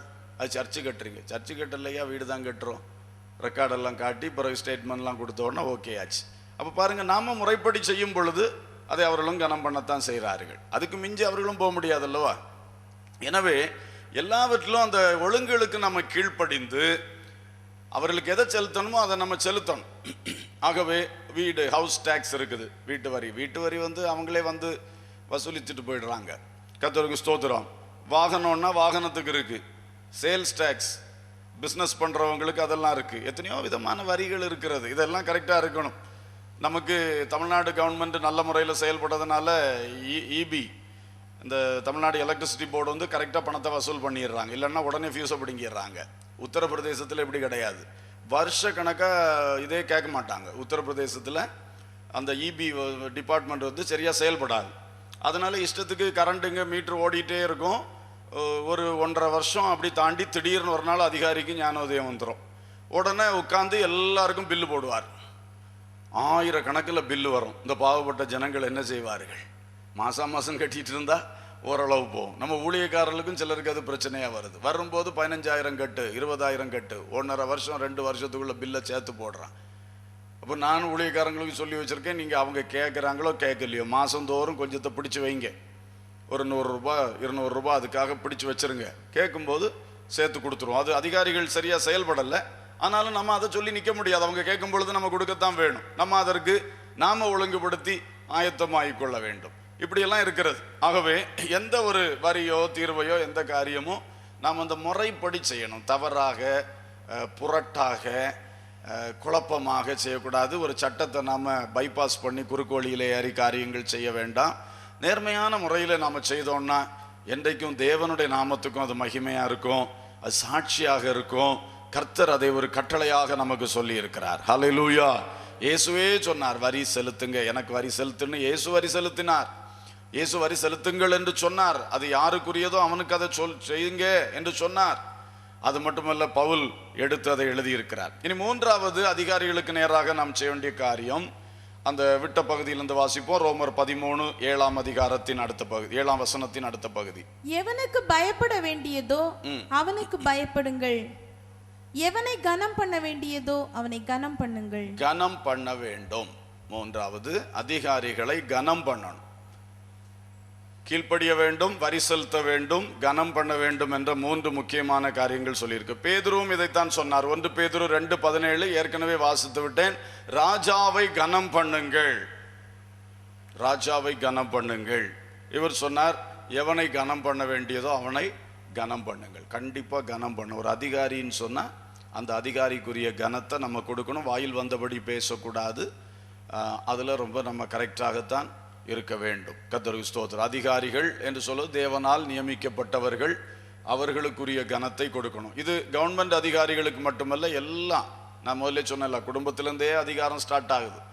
குடும்பம், சபை, பள்ளிக்கூடம், மற்றுள்ள நிறுவனங்கள், வேலை ஸ்தலங்கள், சமுதாயம், எல்லா இடத்திலும் அது இருக்கிறது. அந்த அதிகாரங்கள், அந்த அதிகாரங்களை கட்டாயமாக கனம் பண்ணணும். அதுதான் தேவனுக்கு பிரியமானது. அதிகாரத்தை கனம் பண்ணாவிட்டா கர்த்தர் ஒரு நாள் கேட்பார், நீ கண்கண்ட மனுஷாதிகாரியே நீ கனம் பண்ணலை, என்ன எப்படி நீ கனம் பண்ணுவாய் கேட்டார்னா என்ன பதில் சொல்ல முடியும்? அதனால நமக்கு தேவன் வைத்திருக்கிற அதிகாரிகள் யாரா இருந்தாலும் அவர்களை கனம் பண்ணி நம்முடைய வார்த்தையில கனமா பேசணும். அவர்கள் முன்னால செயல்படும் பொழுதும் கனமாக செயல்படணும். இதுல எல்லாம் நம்ம எப்பொழுதுமே ஞானமாக இருக்க வேண்டும், கனமாக நாம் நடந்து கொள்ள வேண்டும். யாரை கனம் பண்ண வேண்டியதோ அவர்களை கனம் பண்ணுங்கள் அப்படின்னு சொல்லி இருக்கு இல்லையா? அது மாதிரி இந்த கனம் பண்ணுறதுல ஒரு புரோட்டோகால்னு ஒன்று இருக்குது. அதை நம்ம கற்றுக்கொள்வது நல்லது. புரோட்டோகால்னு சொன்னால் அந்த கனம் பண்ணப்பட வேண்டிய வரிசை. இப்போ ஒருவர் கனம் பண்ணப்பட வேண்டிய ஒரு அதிகாரி வந்தார்னா நம்ம அவரை உடனே கனம் பண்ணுவோம். ஆனால் 2-3 பேர் சேர்ந்து வந்தாங்கன்னா யாரை எந்த ஸ்தானத்தில் வைத்து கனம் பண்ணுவது என்பதை நாம் புரிந்திருக்க வேண்டும். உயர் அதிகாரத்தில் இருக்கிறவர்களுக்கு உயர்ந்த ஸ்தானம் இல்லையா? எல்லாம் உண்டு. இப்போ உதாரணமாக நம்ம அரசாங்கத்தை வச்சு சொன்னால் உங்களுக்கு புரியும். திடீரென்று பாருங்கள், தாசில்தார் வருகிறார்கள், அப்படின்னு சொன்னோன்னா ரொம்ப கனமாக இருக்கும். அவங்க ஜீப்பில் வந்து இறங்குவாங்க. தாசில்தார் வந்து இறங்கினோடனே கூட வில்லேஜ் ஆஃபீஸர், ஆர்ஐ மற்றவங்கெல்லாம் வந்து பவ்யமாக நிற்பார்கள். தாசில்தார் கனத்துக்குரியவராக இருப்பார். அப்படி இருந்துட்டு அடுத்து திடீர்னு கலெக்டர் வருகிறார்னு சொல்லுவாங்க. அப்போ கலெக்டர் வந்து இறங்குனா, கலெக்டர் வந்து நின்னாச்சுன்னு சொன்னால் இந்த தாசில்தார் அவருக்கு பின்னால் அப்படி நிற்பார் பாருங்க. அவர் கலெக்டர் இல்லாத இடத்துல தாசில்தார் அவ்வளோ பவர்ஃபுல்லாக அவர் கனத்துக்குரியவராக இருந்தார். இப்போ கலெக்டர் வந்து நிற்கும் பொழுது அவருக்கு தான் காணும், ஏன்னா மேலான அதிகாரி. அவருக்கு அடுத்தது ஆர்டிஓ, அதுக்கு அடுத்தது தான் யார் வர்றா, தாசில்தார் வர்றார். வரிசைகள் இப்படி எல்லா இடத்திலும் வரிசைகள் இருக்கிறது. ஒரு லோக்கல் ஸ்டேஷனில் போயாச்சுன்னா அங்கே போய் பேசுனா அந்த இன்ஸ்பெக்டர் காலுக்கு மேலே கால் போட்டு உட்காந்து பேசுவார் நம்மகிட்ட. அதே வேளையில் எஸ்பி கிட்ட போய் ஒரு காரியத்தை சொன்னோன்னா அவர் இன்ஸ்பெக்டரை கூப்பிடு அப்படின்னாருன்னா அங்கே வந்து அவர் எப்படி நிற்பார், ஒரு செல்யூட்டும் அடிச்சுட்டு எஸ்பி முன்னால் அப்படி நிற்பார். அதிகார வரிசைகளில் வித்தியாசங்கள் இருக்கிறது. அதனால் நம்மளும் அதை கவனித்து நாம் கனம் பண்ண எப்பொழுதும் கற்றுக்கொள்ள வேண்டியது அவசியம். நம்முடைய அரசாங்க இது மட்டுமல்ல, உங்களுடைய வேலை ஸ்தலங்களிலும் அப்படித்தான். ஆசிரியருக்கு கொடுக்க வேண்டிய கனம் ஆசிரியருக்கு, தலைமை ஆசிரியருக்கு கொடுக்க வேண்டிய கனம் தலைமை ஆசிரியருக்கு. இப்படி மேலான அதிகாரம் உள்ளவர்களுக்கு நாம் கனம் பண்ண கற்றுக்கொள்ள வேண்டும். கர்த்தருக்கு ஸ்தோத்திரம். ஊழியத்திலும் அது போலாம். ஊழியக்காரங்களுக்கெல்லாம் நாங்கள் அதை சொல்லி கொடுக்கறது வழக்கம். ஒரு கன்வென்ஷன் நடத்துறீங்க, மேடையில் உங்களுடைய சர்க்கிள் பாஸ்ட் வரும் பொழுது எப்படி கனம் பண்ணணும், அதுக்கு மேலே திடீர்னு தலைமை பாஸ்ட் வந்துட்டார்னா அவருக்கு என்ன கனம் கொடுக்கணும், ஒரு சீனியரான ஒரு பாஸ்ட் வந்துட்டார்னா அவருக்கு என்ன மாதிரி கனம் கொடுக்கணும், இதெல்லாம் புரிந்து செய்யணும். சிலர் எல்லாம் படித்து கொண்டு நன்றாக செய்வார்கள், சிலர் என்ன படித்தாலும் தெரிந்தபடி செய்வார்கள். அப்படி இருக்கக்கூடாது. ஆகவே இந்த கனங்கள் எப்பொழுதுமே அந்த கனம் பண்ணுறது, அந்த வரிசைகள் தேவன் வைத்த ஒழுங்குகள், அவைகளை நியமனம் அந்த ஒழுங்கு அதை கனம் பண்ணணும். அடுத்தது இந்த யாரை கனம் பண்ணணுமோ அவர்களை கனம் பண்ணுங்கள் உள்ள பொதுவாக ஒரு வார்த்தைக்காக சொல்லுகிறேன். யாத்திராகமம் 20:12 சொல்லுகிறது, உன் தகப்பனையும் உன் தாயையும் கனம் பண்ணுவாயாக. அது கற்பனை, கற்பனையில் வந்து உன் தகப்பனையும் உன் தாயையும் கனம் பண்ணுவாயாக. லேவியராகமம் 19:32 சொல்லுகிறது, முதிர் வயதுள்ளவனுடைய முகத்தை கனம் பண்ணுவாயாக. நீதிமொழிகளில் சொல்லியிருக்கு, நரைத்தவர்களுக்கு முன்பாக எழும்ப வேண்டும். லேவியராகமத்தை சொல்லிருக்கு, முதிர் வயதுள்ளவனுடைய முகத்தை கனம் பண்ணணும். அந்த வயது நிமித்தம் அவருடைய ஃபேஸுக்கு ஒரு மதிப்பு உண்டு. கண்டிப்பாக பிள்ளைகள், நீங்கள் உட்கார்ந்துருக்கிறீங்க, ஒரு பெரியவங்க வீட்டுக்குள்ளே ஏறி வராங்க, அல்லது நீங்கள் உட்கார்ந்து பேசிகிட்டு இருக்கிற இடத்துல ஒரு பெரியவங்க வந்தால் உடனே சேரை விட்டு எழும்பணும், நீங்கள் உட்காருங்கன்னு சொல்லணும். சிலருக்கு இது தெரியாது. வயசில் மூத்தவங்க வந்தாலும் சேரில் உட்காந்து பேசிக்கிட்டே இருப்பாங்க. இதெல்லாம் நம்ம பெற்றோர்களும் அவங்களுக்கு சொல்லி கொடுக்கணும். சும்மா பேசிகிட்டு இருக்கும் பொழுது ஒரு வயதானவர் வந்தாச்சு, அவர் யாராக இருக்கட்டும், அந்த வயதுக்கு ஒரு மதிப்பு உண்டு, அதை கண்டிப்பாக கொடுக்கணும். முதிர் வயது உள்ளவர்களை கட்டாயமாக என்ன செய்யணும், கனம் பண்ணணும். அல்லேலூயா, ஸ்தோத்திரம். பதவிகள் ஒரு பக்கம் இருக்கும், பதவிகளுக்கு மதிப்பு உண்டு. ஆனாலும் அந்த வயதுக்கு ஒரு கனம் கண்டிப்பாக உண்டு. கர்த்தருக்கு ஸ்தோத்திரம். பாருங்க, நான் ஒரு சமயம் அப்படி ஒரு இதில் ஒரு சூழ்நிலை வந்தது. அவர் ஒரு வயதானவர். நான் போனோன்னே எனக்கு சேரை தூக்கி போட்டாங்க. ஏன்னா நம்ம பதவி நிமித்தம் நம்மளுக்கு மதிக்கிறாங்க. தூக்கி போட்டாச்சு, உட்காந்தாச்சு. அவருக்கு வந்து உட்கார்றதுக்கு இது இல்லை, அங்கே ஒரு சேரும் இல்லை. நான் டக்குன்னு பார்த்தோன்னே சூழ்நிலையை மனசிலாக்கி எழும்பியாச்சு. அங்கே கொஞ்சம் நேரம் போட்டி. அவர்களுக்கு நீங்கள் உட்காருங்க, நீங்கள் உட்காருங்க. நான் சொல்ல, இல்லையா, இங்கே பதவி இல்லை, வயசு தான் முக்கியம். உட்கார்றது, சேர் போட்டு உட்கார்றதில்ல, பதவிக்கு அல்ல வேலை, வயசுக்கு தான் காரியம், உட்காருங்க. பாருங்க, இந்த விஷயத்தை நம்ம நான் பதவியில் பெரிய ஆளாக்கும், அதனால நான் உட்காந்துட்டு இருக்கேன், அந்த வயசானவர் நின்றுட்டு இருக்கட்டும், அது சரியில்லை. வயசுக்கு என்னைக்கும் ஒரு மதிப்பு நம்ம கட்டாயமாக கொடுத்தாக வேண்டும். அது தேவன் விரும்புகிறார். முதிர் வயதுள்ளவனுடைய முகத்தை என்ன செய்யுங்க, கனம் பண்ணுங்க. சிலர்லாம் ரொம்ப நல்லா செய்வாங்க. காத்து நிற்கும் பொழுது, இந்த அரசு அதிகாரிகள், தலைவர்கள் காத்து நிற்கும் பொழுது உடனே அவர்கள் கவனித்தார்கள்னா, வயசானவன்னா அந்த ஆளை வர சொல்லு, எத்தனை பேர் கியூலன்னாலும் அந்த வயசானவங்களை வர சொல்லு, உடனே அனுப்பிடுவாங்க. அந்த பொம்பளையை வர சொல்லு, அந்த லேடிஸை காத்து நிற்க வைக்கண்டா. அந்த சிலருக்கு அந்த ஒரு நல்ல தன்மைகள் இருக்கிறத பார்க்குறோம். அதுதான் எல்லாம் ஒழுங்குகள் வேணும். அதே வேளையில் முதிர் வயதுள்ளவர்கள், அவர்களுக்கு ஒரு கனம் இருக்கத்தான் செய்கிறது. அல்லேலூயா, ஸ்தோத்திரம். நாமும் இந்த காரியங்கள்லாம் கவனித்து கொள்ளணும். ஒரு பிள்ளையை தூக்கிட்டு ஒரு அம்மா பஸ்ஸில் ஏறிடுச்சு, அப்போ கண்டிப்பாக நமக்கு தெரியும், பிள்ளையும் தூக்கிட்டு இந்த கம்பியும் பிடிச்சிட்டு அந்த பஸ்ஸில் எப்படி நிற்க முடியும் நமக்கு தெரியும். உடனே நம்ம எழும்பி அந்த இடத்துல சீட்டு கொடுத்தாகணும். ஒரு வயசானவர் வர்றாரு, அவரே தள்ளாடி எப்படியோ பஸ்ஸில் ஏறி வந்துட்டாரு, நம்ம அதுக்கு ஒரு கனம் கொடுத்து அந்த சீட்டை நம்ம காலி பண்ணி கொடுத்தாகணும். இப்படி செய்யும் பொழுது அதெல்லாம் ஒரு கனம், நல்ல ஒரு சமுதாயத்திலே ஒரு நல்ல அறிகுறி அது. அடுத்து சங்கீதம் 15:4 சொல்லுகிறது, கர்த்தருடைய கூடாரத்தில் யார் தங்குவான் என்று சொல்லி ஆரம்பித்து, கர்த்தருக்கு பயந்தவர்களை கனம் பண்ணுகிறவன் கர்த்தருடைய கூடாரத்தில் தங்குவான். நம்ம அடுத்து கனம் பண்ண வேண்டிய ஆள் யாரு? கர்த்தருக்கு பயப்படுற யாரையும் நம்ம கனம் பண்ணும். ஓ, இந்த சகோதரன் கர்த்தருக்கு பயப்படுற சகோதரன், அப்ப அவரை நம்ம கனம் பண்ணும். இந்த சகோதரி கர்த்தருக்கு பயப்படுகிற ஆளாக்கும், அதுக்கு ஒரு கனம். ஏன்னா நான் கர்த்தருடைய கூடாரத்தில் வாசம் பண்ணுகிறவன், அவருடைய பரிசுத்த பர்வதத்தில் ஏறுகிறவன். அதனால எனக்கு தெரியும் கர்த்தருக்கு பயப்படுற ஒரு ஆளை கர்த்தர் எப்படி உயர்த்த போகிறார். அதனால அந்த ஆளுக்கு நம்ம ஒரு மதிப்பு கொடுக்க வேண்டும். 1 தீமோத்தேயு 5:3 சொல்லுகிறது, உத்தம விதவைகளை கனம் பண்ணு. ஏற்கனவே நம்ம அதை படித்தோம், உத்தம விதவைகளை கனம் பண்ணு. 1 தீமோத்தேயு தான் 5ஆம் அதிகாரம் 17ஆம் வசனத்தில், நன்றாய் விசாரிக்கின்ற மூப்பர்கள், விசேஷமாய் திருவசனத்திலும் உபதேசத்திலும் நன்றாய் பிரயாசப்படுகிறவர்களை ரெட்டிப்பான கனத்துக்கு பாத்திரராய் எண்ண வேண்டும். யாரெல்லாம் சபை ஊழியத்தில் உள்ள காரியங்களிலே ஒரு காரியத்தை கொடுத்தா நல்லா விசாரிக்கிறாங்க, விசாரிப்புனா நின்று நடத்துகிறது, நல்லா நடத்துறாங்க, நடத்தக்கூடிய ஒரு பொறுப்பை கொடுத்தா அழகா செய்யறாங்க ஊழியத்தில், அவங்கள கனம் பண்ணணும். அடுத்து கர்த்தருடைய வசனத்து நிமித்தம் உபதேசத்து நிமித்தம் இந்த சுவிசேஷ ஊழியங்கள், கர்த்தருடைய வசனத்தை விதைக்கிற ஊழியங்கள், கர்த்தருடைய உபதேசத்தை மக்களுக்கு சொல்லிக் கொடுக்கிற ஊழியங்கள், இப்படிப்பட்ட காரியங்கள் ஊழியத்தில் பிரயாசம் எடுத்து நிற்கிறவர்களை ரெட்டிப்பான கனத்துக்கு பாத்திரர்களாக என்ன செய்ய வேண்டும்? கனம் பண்ணணும். ஹல்லேலூயா, கர்த்தருக்கு ஸ்தோத்திரம். அப்புறம் 1 தீமோத்தேயு 6:1 சொல்லுகிறது, வேலைக்காரரே உங்கள் எஜமான்களை எல்லா கனத்துக்கும் பாத்திரவான்களாக எண்ணுங்கள். வேலைக்காரர்கள் எஜமான்களை கனம் பண்ணணும். 1 தீமோத்தேயு 6:1.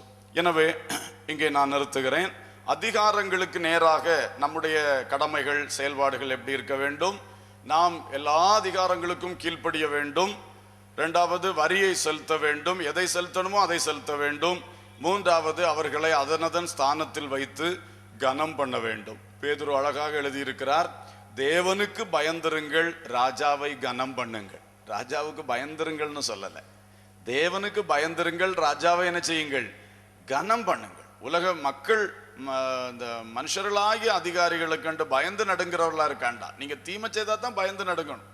நீங்க நன்மை செய்யறவர்களா இருந்தா அவர்களை கண்டு பயந்து நடுங்க வேண்டாம். ஆனால் அவர்களை கனம் பண்ணுங்கள். உங்கள் தேவனுக்கு எப்பொழுதும் பயந்திருங்கள். அல்லேலூயா.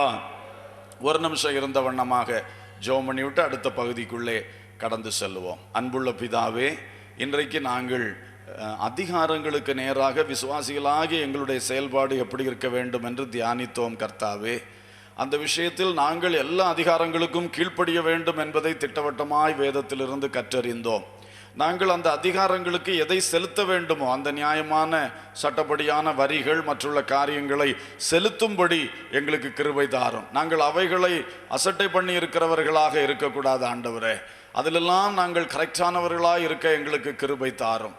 அவர்களை அந்தந்த வரிசையின்படி கனம் பண்ணக்கூடிய நல்ல தன்மையை எங்களுக்கு தரும்படியாய் ஜெபிக்கிறோம். எங்களுடைய வீட்டிலிருந்தே ஆரம்பித்து மேலே வரைக்கும் எவ்வளவோ அதிகாரங்கள் இருக்கிறதை பார்க்கிறோம். எல்லா அதிகாரங்களிலும் கர்த்தாவே, நாங்கள் செவ்வையாக கீழ்ப்படியவும், செலுத்த வேண்டியதை செலுத்தவும், கனம் பண்ண வேண்டிய அளவுக்கு கனம் பண்ணவும் எங்களுக்கு கிருபை தருவீராக. உம்முடைய வல்லமையுள்ள கரத்தில் நாங்கள் ஒப்பு கொடுக்கிறோம். தொடர்ந்து அந்த அபிஷேக ஆராதனைக்குள் கடந்து சொல்லுகிறோம். இன்றைக்கு அநேகர் அபிஷேகம் பெற்றுக்கொள்ளும்படி பரிசுத்த ஆவியானவர் வல்லமையாக இந்த இடத்திலே கிரியை செய்ய வேண்டும் என்று ஜெபிக்கின்றோம். நல்ல கரத்தில் ஒப்பு கொடுக்கிறோம். இயேசுவின் நாமத்தில் பிதாவே, ஆமென்.